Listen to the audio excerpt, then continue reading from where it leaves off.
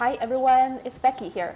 Welcome to another new video on my YouTube channel. And today I am exploring a new area in Montreal. So I got off at Victoria Square metro station, and here I'm walking into this crew cafe just about 5 minutes walk from the metro station. Yeah, so it feels like walking into a hotel.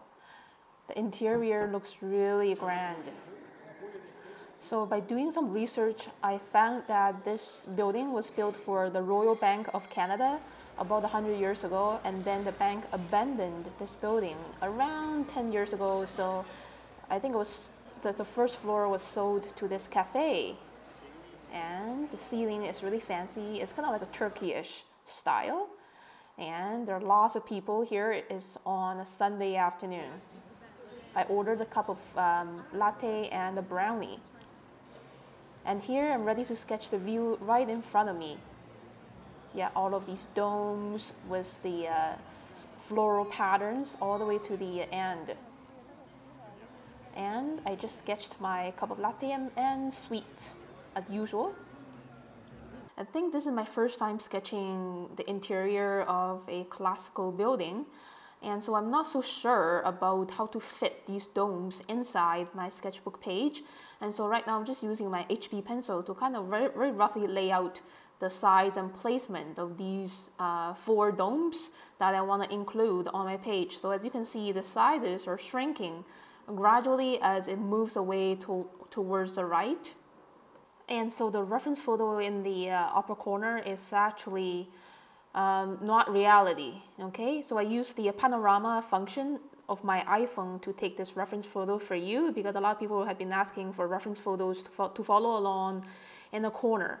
But I actually don't like to use reference photos because I never just copy from my photo. My sketches always turn out to be a very different image from a photo. So a lot of times, to make a scenery more appealing to look at, I actually shrink or enlarge some of the proportions in the scenery. Okay, so I actually had to use my artist license to do some changes and not just copy reality like a camera. And that's why sometimes I don't put a reference photo in the corner for you, because I just don't think it's that important. I don't draw like a photo. Okay, so I'm starting to draw this column on the left-hand side because I'm right-handed. A lot of times I like to draw from the left to right, but it's not always, okay? So every situation is different, so it really depends. And yeah, and then adding these thick brick patterns. And on the right-hand side, the pattern is slanting down because of perspective. And now just drawing this arc. And then coming down. So the bottom is actually a little wider compared to the top of the dome because of perspective. Again, the top is further from us, so the side is shrinking, a little narrower. And drawing the thickness of the arc on the side. And now I'm ready to fill the negative space inside the arc area. Actually, before that, I want to add these layers of details and the brick pattern on the arc. Yeah, it's pretty fun to do.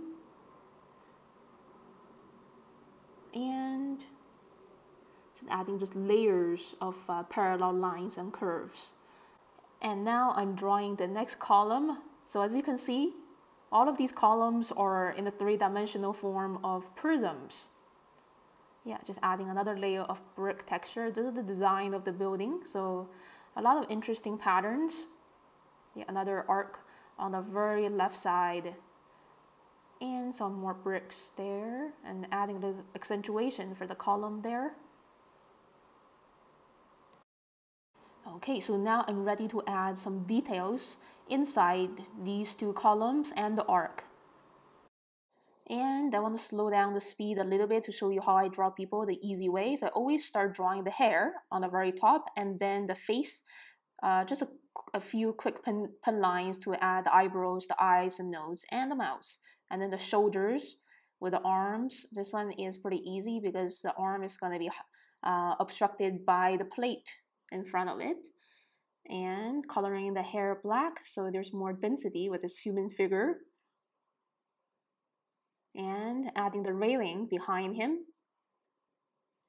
Now I'm ready to draw this lady, the side view, starting again with the hair and the contour of her face from the side and the little dash for the eye. Yeah, and the body part. Pretty easy. And that's pretty much it. Now I'm ready to draw this lamp hanging high up there, dangling from the ceiling, and the pattern in it, and the wire holding it up, and adding these lines curving down from the midpoint of the ceiling, and quickly draw the shapes and the patterns inside. It's kind of like an umbrella shape if you think this in three-dimensional terms, very similar to the form of an umbrella opened up. Yeah, and then again drawing these columns in the back. They look way smaller because they're in the distance. Now this is the three dimension of this part of the building. It's supported by 4 columns with a ceiling, a lamp, and actually another layer of columns in even further distance. The columns are even smaller because of perspective. Things are getting smaller by moving further away into the distance. Yeah, so this is how we establish a sense of distance and depth in our sketches. You have to realize the concepts first before you're able to do it. And then adding this kind of like a monument in the back over here with names of people. Yeah, and just adding these repeating lines to show the brick texture, and finishing the details of the column right here. Yeah, just a bunch of quick, not so perfect parallel lines. When we're sketching, we don't have to be perfect. And now I'm drawing the next arc. As you can see, it's a little bit narrower compared to the first one because I'm looking at this from the side, and the size is shrinking. It's foreshortened. And adding the brick inside the dome, which is pretty interesting, and adding this column over here is even smaller because of perspective. And the next dome and the next arc over here, and the column. And the very last one on this side of the building. And now I'm adding the ceiling line and this vertical line, dividing this building into 3 sides: the ceiling, the main part, the main wall on the left, and a little bit of the wall on the right. And now I'm starting to draw this lady sipping her coffee. As you can see, I started drawing the hair again, and then the shape of her face, and then adding these simple facial features with just dashes, and coloring her hair with black because I think she is Middle Eastern with black hair. And yeah, her hand right underneath her chin holding the cup. And there's like a dark gap between her arm and her body. There's a dark area of shade, and then drawing the table edge. Now I'm starting to draw this guy pretty close to me.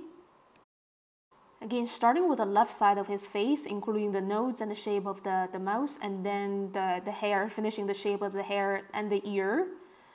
Yeah, the neck, and his left shoulder and elbow showing. And his 1 or 2 fingers holding the phone, and then drawing a cup of coffee right in front of him, drawing his back a little bend, and coloring his hair with solid black ink because I think he's Middle Eastern, and adding a tiny bit of smile so he look a little happier. And that's pretty much it. Adding a little color, and that's done. Now I'm ready to add the stack of magazines right there, and keep adding this brick pattern. These lines are slanting down because of perspective, and these short vertical lines adding a little accentuation, so the shape of the dome, the shape of the arc is really standing out so much better. And the pattern behind or underneath, and this hanging lamp This lamp is looking a little smaller compared to the one on the left because it's a little in the distance. And drawing the dome area with patterns. Again, I simplify those shapes with very simple lines. And now I'm just drawing these balcony railings in the distance. This one is going down. Yeah, they're going in two different directions. And so I'm using a lot of kind of quick abstract lines to show, what I see, not really showing exactly what the thing is. And quickly adding some more details in the distance, with more simplified lines. Okay, and I'm ready to add a little bit more detail around the arc. The round brick pattern is really cool, and same for this one. And there's actually a black monumental board right there showing the side a little bit. And yeah, I really love drawing those brick pattern underneath the arc. It really gives a sense of 3-dimension. And as you can see, my lines are getting looser as I'm drawing this third dome and the last dome as well, because this is one of the techniques of drawing, is that when we're drawing things in the distance, and same for painting, we don't have to be as detailed. And this is a really simple way that saves time and energy, a way to show a sense of distance and perspective by drawing things in the distance in more simplified and loose lines, and adding some more quick figures walking away there. And here I'm slowing the video back to real-time speed. So as always, I started drawing the hair and then the face, the shoulder, the arm. This is a senior lady, her torso, and her shorts, and her legs. As you can see, the calf is more thinner compared to the thigh area, and her arm on both sides of her body. And she had like a handbag sideways around her body, and that's it. It took me about 30 seconds to draw her, and then adding some more human figures in the middle ground. Side views of a man and another person in mask. Yeah. And I also drew the couch after drawing these two people, because the couch is being covered partially by these two people. And adding another guy there, walking beside the senior lady. I think they were together. And some smaller figures in the far distance. As you can see, the size of these people's heads are getting smaller as they move into the distance. Adding human in here, it really helps to establish distance in the lower ground level. And adding some more quick brick textures for these columns in the far distance, doing that very loosely for the last arc, and the wall in the back was brick pattern as well. The ceiling just was a pretty simple frame and just a little bit of florals, just a tiny area. And just drawing these circular patterns in between each arc, and adding some vertical hatching lines and some more brick pattern for that last column. Adding a little bit floor tiles, just a few abstract lines to show the feel. And I think that's pretty much it for the drawing part. Just adding the brick patterns very loosely in between these columns and arcs. And now I'm ready to paint watercolors, just putting my pen away and just grabbing my Etchr watercolor palette. I've been using this palette for over 1.5 years now, and a lot of colors are still in there. Yeah. And now just wetting the whole area with clear water. And the speed of this painting process is 4 times faster compared to real-time speed. And mainly it's consists of this yellow ochre and brown tone. So as you can see, for the first layer, it's always the lightest tone. It's a mix of medium yellow with a little bit yellow ochre, nice and light, diluted with a lot of water. This is to show the lighting in here. Even though it's very dim, there's still a little bit of light shining, reflecting onto these columns and walls. And just painting the ceiling pattern with some leftover green. And then cover the ceiling area with more of these leftover greens and adding this stronger medium yellow orange color, because the lighting is actually the strongest in there. So the ceiling or those dome areas are actually the brightest because the chandeliers are the closest to it. And yeah, just adding this strong medium yellow orange there around the ceiling area and blending a little bit green there. It's actually a little bit hard to see because it is pretty dark in this cafe. So try my best just to add in these basic impressionistic colors. And same for there, using a lot of actually leftover colors. Yeah, then mixing blue into the yellow ochre color for some shades for the bricks. Because these bricks actually, every single piece is of a different tone of yellow ochre. And I just mix in leftover blue or leftover green into the yellow and yellow ochre color mixture, so I get these shade colors for the brick pieces here and there, and also around that ceiling area, starting to add this mid-tone for the brick pieces. So when we are sketching from real life observations, we can see so many more tones that cannot be captured by the camera. And so here I am seeing 2 or 3 different tones of yellow brown for these bricks. And adding a little bit of shade for the side of this column, and a slight different tone for some of the bricks. And in between these mid to dark tones, there is the first layer of that brighter yellow. So now these columns are looking more interesting and not that flat anymore. And same for inside those arcs underneath. Yeah, keep adding some more using smaller brush strokes. Okay, so for a scenery like this, I found it's easier to work from real life observations because our human eyes can see so many different levels of tones of yellows and browns. There should be like a larger spectrum compared to what a snapshot photo can capture. Yeah. So just keep punching on these mid to dark yellow-brown tones on the bricks here and there. And as I mentioned before, for most urban sketching situations, it's actually the line drawing part that takes the most of effort, techniques, and time.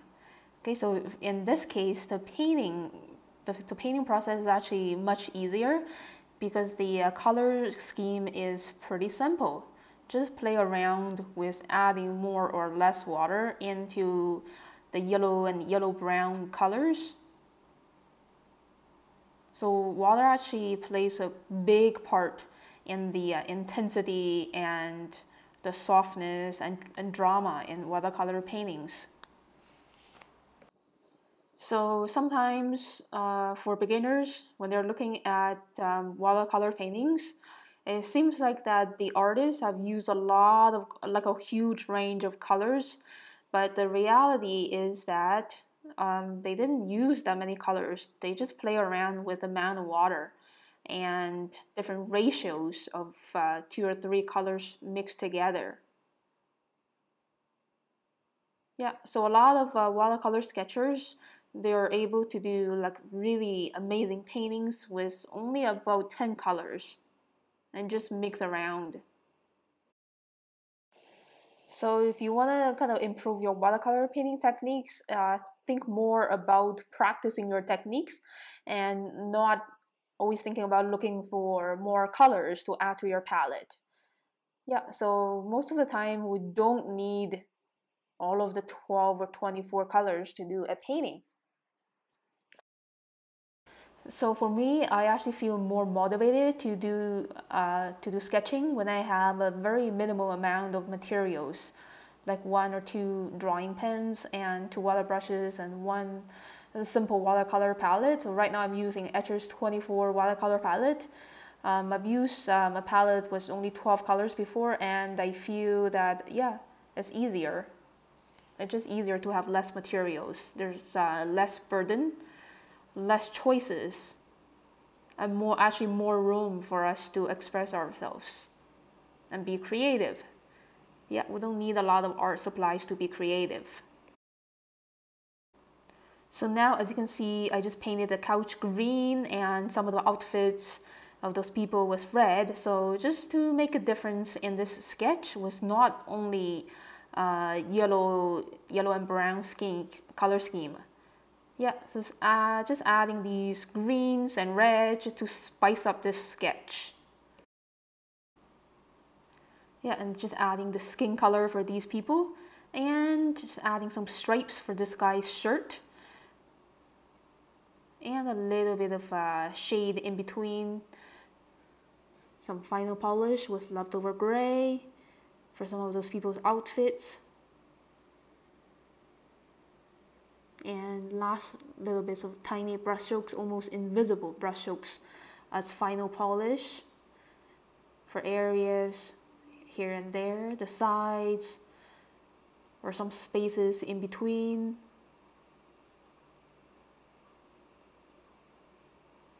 Yeah, just final little bits of contrast here and there. And that's it. So here is a look of my finished sketch. It took me just 1 hour on location for the line work and the watercolors.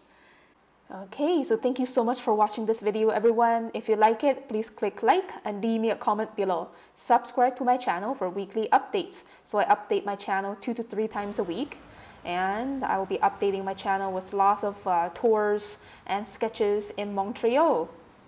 I'm planning to stay in Montreal until sometime next year. See you next time!